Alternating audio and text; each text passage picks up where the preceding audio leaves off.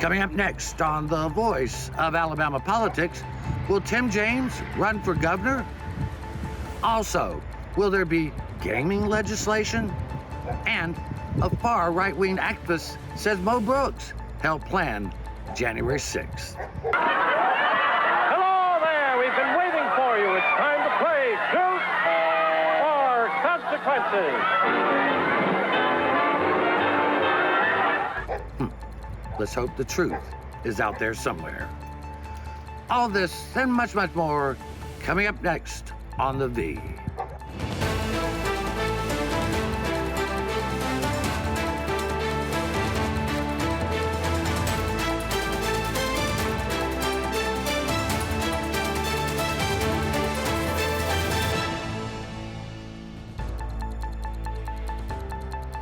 Welcome to The Voice of Alabama Politics, where we tackle the tough issues so you have the hard facts.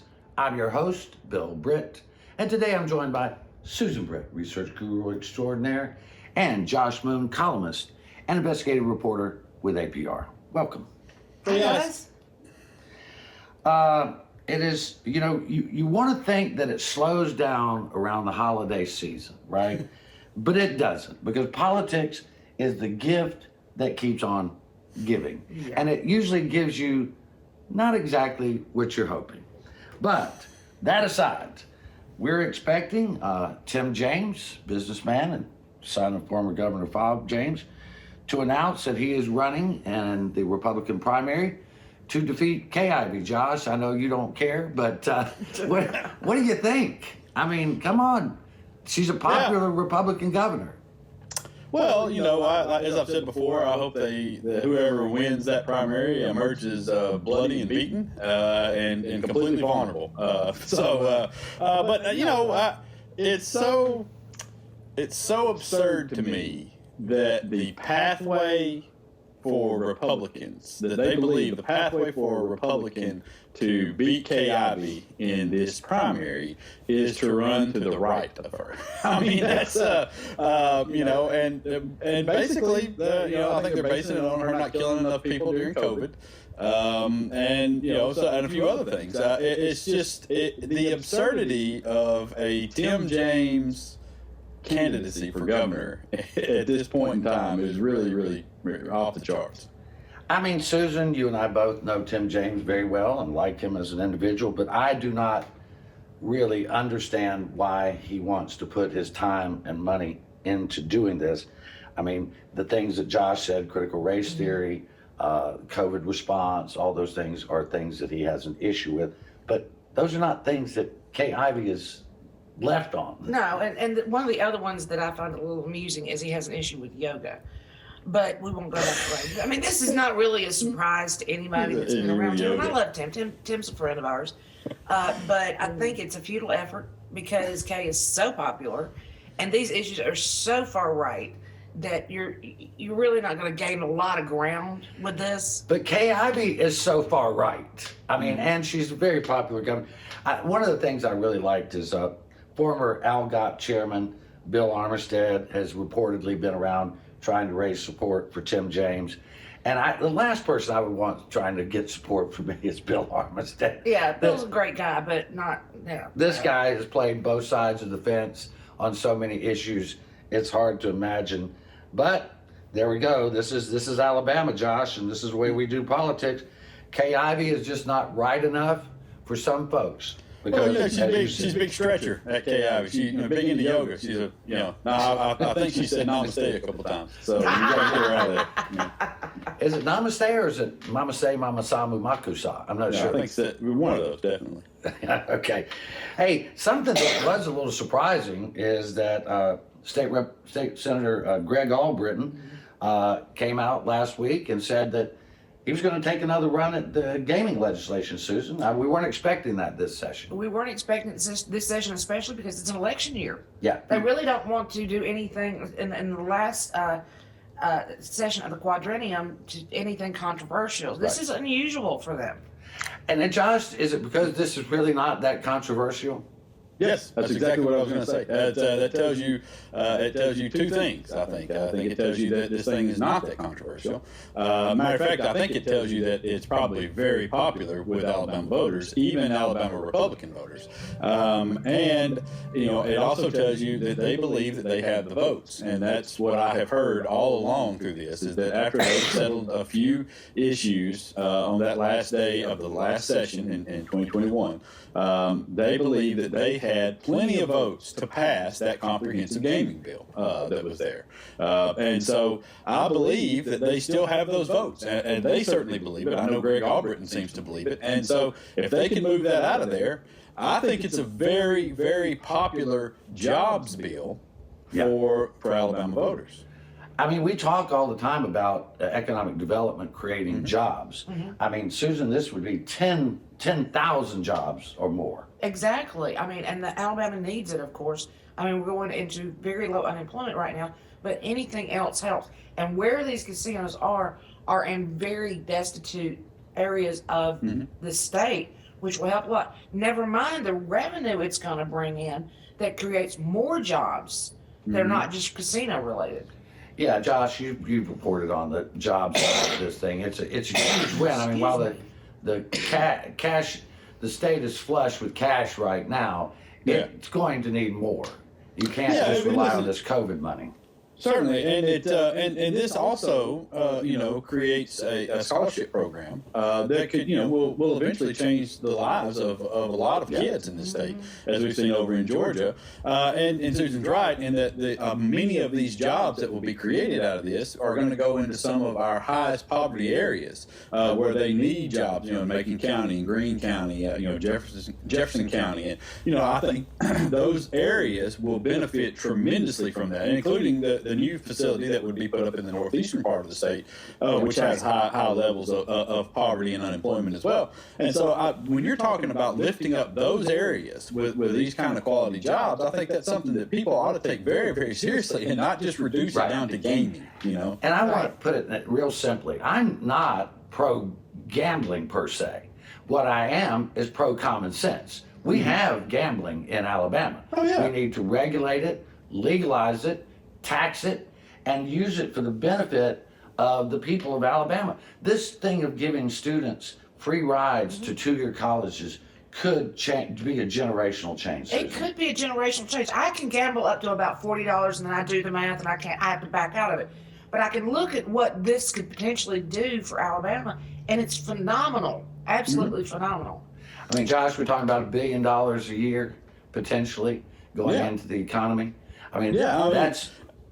It's an amazing it's an amazing opportunity for a lot of different really, really good things to happen around this state if it's used properly. And I believe if you look at that bill, that's the reason why it had so much support, is because this was the first time that I think they really nailed down what people want out of gambling revenue in this state, and they looked at something for the future of this state that would be so life altering for a lot of kids around here. And I think that's one of the main reasons why it was so popular.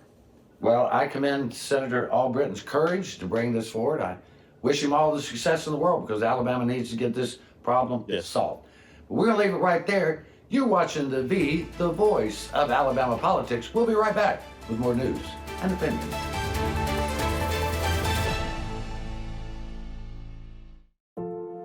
My dog Jupiter is frightened when I climb too high, the owl said.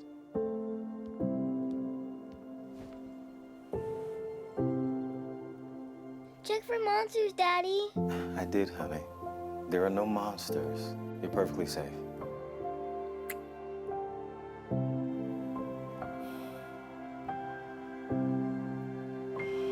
Protect yourself and those you love. Vaccinate now.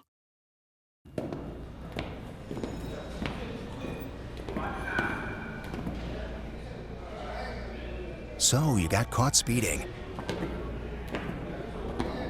But this time you got more than a ticket.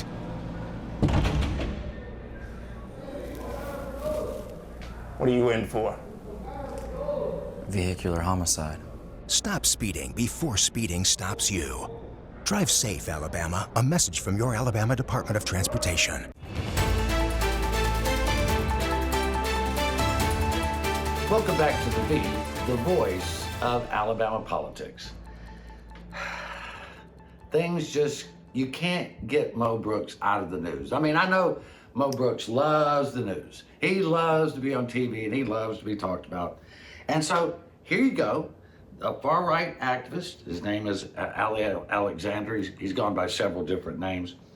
But he was one of the key figures behind Stop the Steal. Mm-hmm. And now he is working with the Select Committee, the Congressional Select Committee on January 6th. And he's naming names and giving testimony, is our understanding. And he claims that Congressman Mo Brooks helped plan the January 6th insurrection rally. Really? That's what he's saying. Mo Brooks helped plan January 6th where he spoke and everything? Yeah. Boy. Gee, Merry Christmas. It did not take a long time for the rats to turn on each other, did it? I mean, you had to know this was coming. I mean, it's a group of self-serving people. They're going to serve themselves, and so people like Alexander and all the rest that are involved in this. Honestly, it should have been. I'll tell you who I'm mad at. I'll tell you who I'm mad at in this. Is the fact that the Democrats in Congress have not moved faster, and that Merrick Garland at the Department of Justice has not moved faster in the prosecution of some of these people over what happened on January 6th. It is a failure on their part that we're just now getting to this after so many months, and you've let the anger and outrage die down from the American public. These investigations should have happened a month later, and all of these same things would have happened at that point. They would have turned on each other just as quickly back then, and we would have had a lot faster trials, and we would have had a lot more prosecutions out of this. Well, Mo Brooks said he didn't have anything to do with it.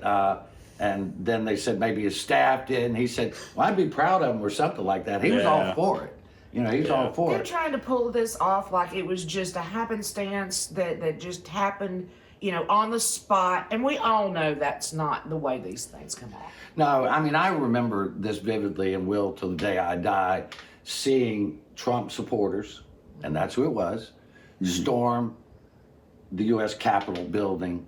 And just the mob violence that took place. And if you are an American that loves your country and saw that and were not disgusted beyond belief, I can't imagine what world you live in. They attacked police officers through those windows. Yeah, they attacked police officers. They tasered police officers. One died.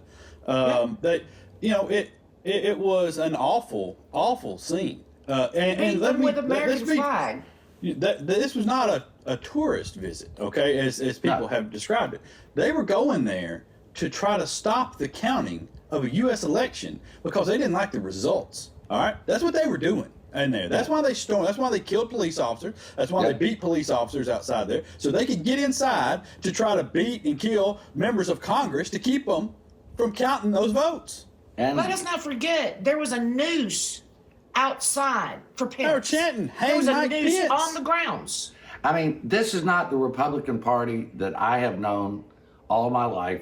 This is some kind of new radicalized group that can't accept loss in election. Yes, there were some things that happened during the election because of COVID, but as Bill Barr said, the Attorney General, who might as well have been Donald Trump's personal lawyer, said there was not enough fraud to have determined the outcome, have affected the outcome.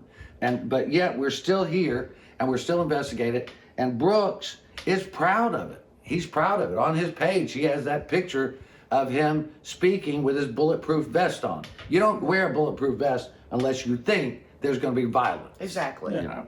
No, I mean, listen, they're proud of it because they know it gets them attention. And there are people like Mo Brooks and some others in our Congress and our state government around here who would gladly trade off the little bit of publicity for the harm, I mean real serious harm that it has done to the country and to election integrity around here. They're glad to trade it off. They don't care at all. They don't see the consequences. They can never, ever see the long-term consequences of these things. I mean, there was a point in time where Republicans stood for law and order. That was the Republican Party that I respected. This is not that. Well, I think they really only stood for law and order when they were talking about black people. So, I mean. Well, you know, we won't argue that point. This is great. I mean, I'm not great, but it's really kind of funny. Politico reported this week that Trump has expressed his displeasure with Mo Brooks because he's getting his backside kicked the way he wanted them to kick the backsides of Congress. Mm-hmm. So he's just losing to Katie Britt, and Trump's unhappy about it. And it's self-admitted too, because there's an email circulating out there where Mo Brooks himself is saying that she's raising money over him 4-1, and will you please help me? Please help. So he knows it. I mean, bless his heart, he calls her rhino. He calls her this. He calls her swamp, that. All kinds. You know, and here he calls her Josh a swamp creature when he is taking money from Club for Growth, which, and you people in Baldwin County and Mobile County need to listen to this. Club for Growth backed the candidate who promised to come after Austell and not fund them or give them contracts. So Mo Brooks is that candidate for Club for Growth. He didn't care about your jobs. Just cared No, about it's a self-involvement issue for Mo Brooks, as it always has been. But listen, the idea that Katie Britt was never going to overtake him was crazy from the start, and why Trump thought that his endorsement of Mo Brooks was going to make a difference in this state, I have no idea. It's never made a difference in any election in this state ever. I think the real kiss of death we saw last night, where Tommy Tuberville showed up to a Katie Britt function, I think we see the writing on the wall. Well, the thing is listen, we got to get beyond the horse race. Who's going to do the best job for Alabama? Exactly. That's the thing. I mean, who's actually going to work for Alabama and not for the federal government? I mean, Mo Brooks is just a show pony. He's a show off. He's a grifter. Katie Britt actually going to go work in Washington and work hard. Now, to be honest, if we cared about that, Doug Jones would still be in the Senate. But this is true. Well, yeah, but Doug Jones is not in the Senate because he's a Democrat, and down in Alabama, you can't be a Democrat and win elections, even if you get things done. But we're going to have to leave it right there. You're watching the voice of Alabama politics. We'll be right back. You'll never guess what 400,000 people in the U.S. were using when they crashed their cars last year. No, not this. This. Distracted driving will kill you. Drive safe, Alabama. A message from your Alabama Department of Transportation. My dog Jupiter is frightened when I climb too high, the owl said.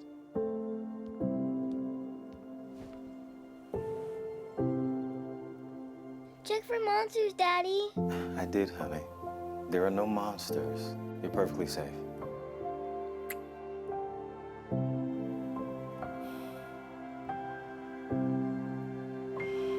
Protect yourself and those you love. Vaccinate now.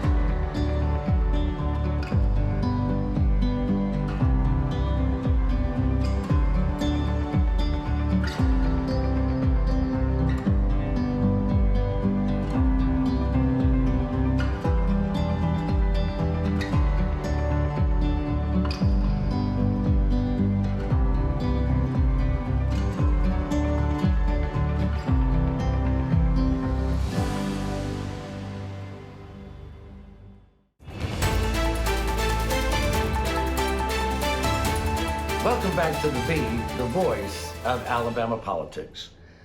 This past week marked 66 years since Rosa Parks refused to give up her seat to a white man on a Montgomery bus and sparked the Montgomery bus boycott, which basically changed the nation, Susan. It did, and that was her. She had a legal right to that seat. It wasn't as if she was sitting in the white section or on the front row or whatever. She was sitting where she had the legal right to sit, and he was trying to make her get up from that seat.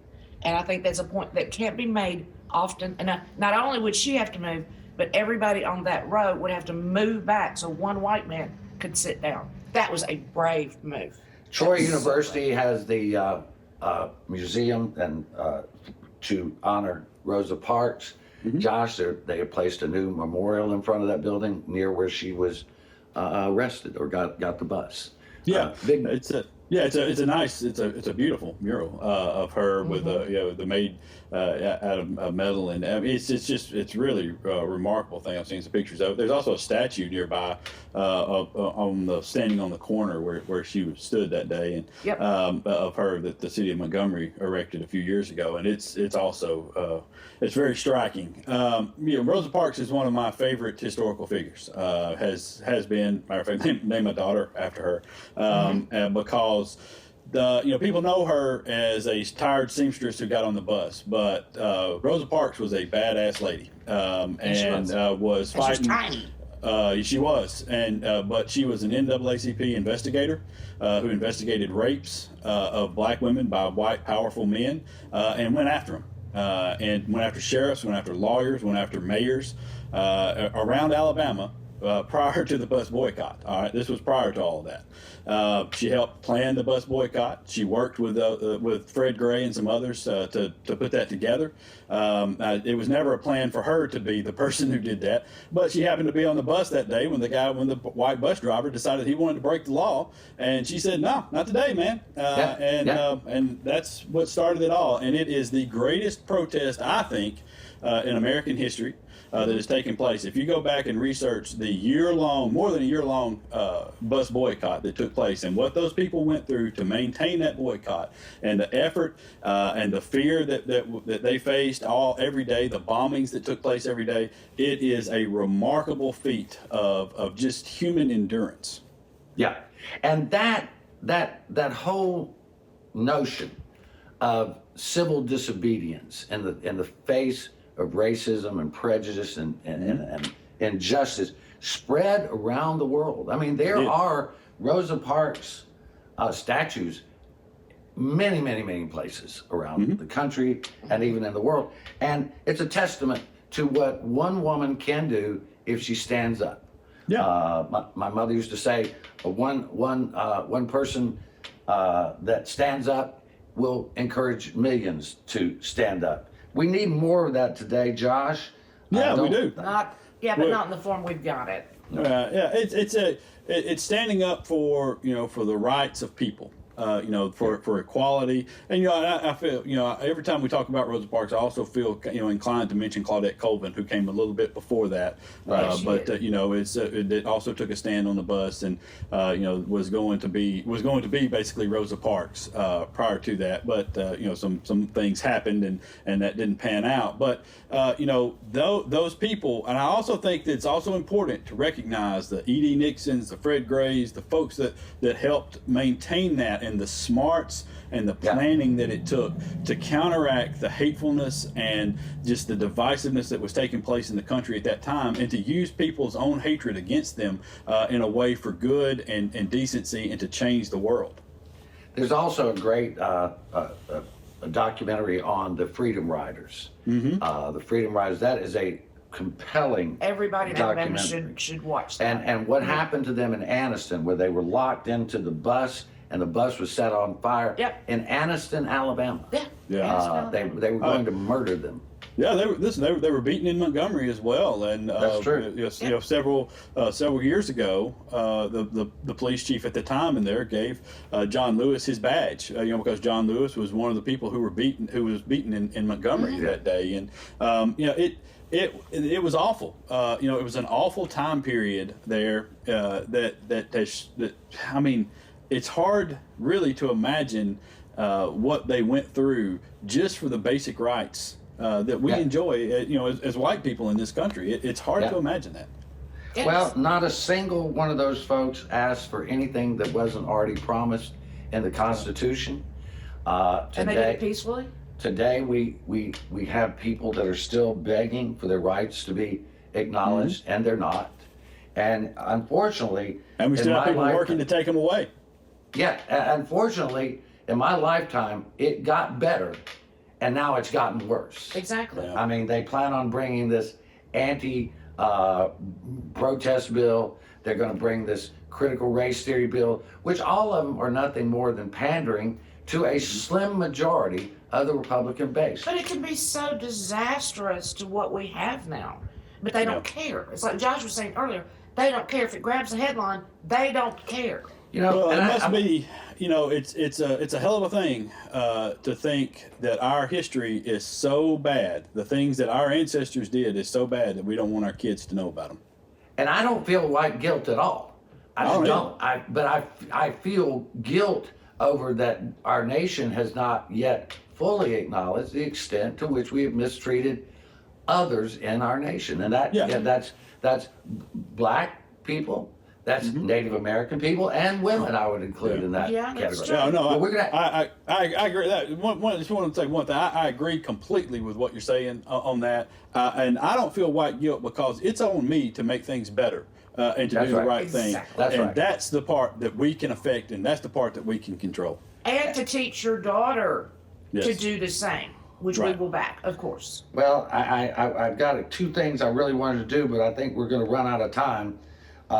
So anyway, the one that I do want to get to, and I think this is relevant, is Don Daly, the long-serving host of Capital Journal on APT, is retiring, and he will have a replacement. And unfortunately, Susan, in my mind, they have replaced Don Daly with somebody new when they could have given that to Karen Goldsmith or Randy Scott. Yeah, they absolutely deserve it. They've been there forever. And why they would bring in another Individual. individual Yeah. to not have them as the host just really offends me. Anyway, It really does. We wish Don Daly all the best in the world, and we hope there's some integrity left at APT. We're going to have to leave it right there. You've been watching the voice of Alabama politics. You watch us because we watch them.